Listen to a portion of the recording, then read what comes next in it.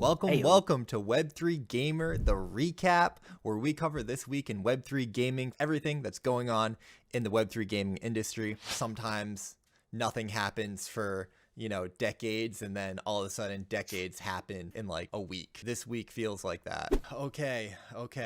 So, FTX. we're here. Okay. The drama of the week, probably going to be of the month, probably maybe of the year, right? Why this is on Web3 Gamer is because on Up Only, hosted by Kobe and Ledger, they made a comment. And I've got the clip here that ties very directly to our space. Now, this is hearsay. This is not verified whatsoever. On the show, they were reading a lot of messages and DMs because there's a lot of chaos. Let me play this clip for you, Paisan. Someone messaged me saying the metaverse going bankrupt is actually not wrong. And Mocha, which is the biggest metaverse GameFi whatever investor, is in the shitter and are really tight for cash. The allegation of the rumor was Mocha might be strapped for cash. It does not necessarily mean they're in trouble.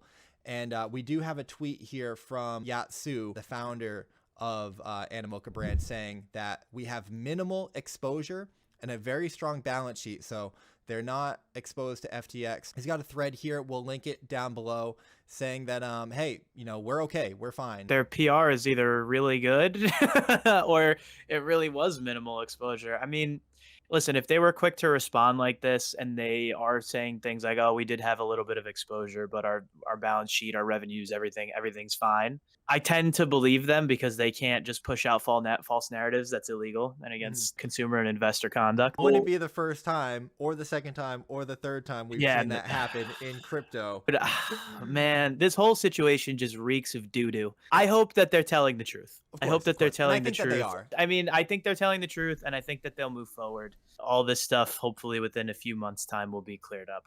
While we are in the gaming space, we are also in the Web3 gaming space, and we are not immune to some of the things that happen in this space and the risks and the craziness, right? I'm hearing rumors of a lot of projects having their treasuries stored on FTX, a lot of their money. So these protocols could be, in trouble. There could be contagion is what they're saying. Again, not to be sensationalist. We don't have any confirmed reports of really much at this point other than FTX filing for bankruptcy today officially. Actually, I want to jump to a tweet thread that I put out. Let me just talk about this real quick. I know personally people that have funds on FTX, significant amounts of their net worth that they are now writing off to zero. So I tweeted this out because it's so incredibly fucked. And it sucks to see so much pain and damage in our ecosystem.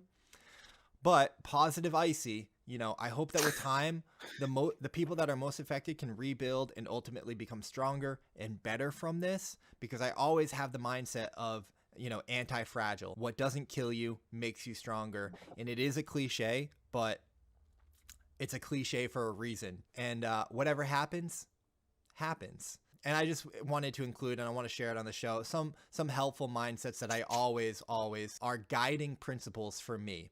And one of those from Stoic Principles is amor fati, which means love everything, even the bad, as, it's a teacher and it's an opportunity to become more resilient. There's a lesson here. The other one is memento mori. Remember death, because we're all going to die at some point. And, this present moment is all that we have.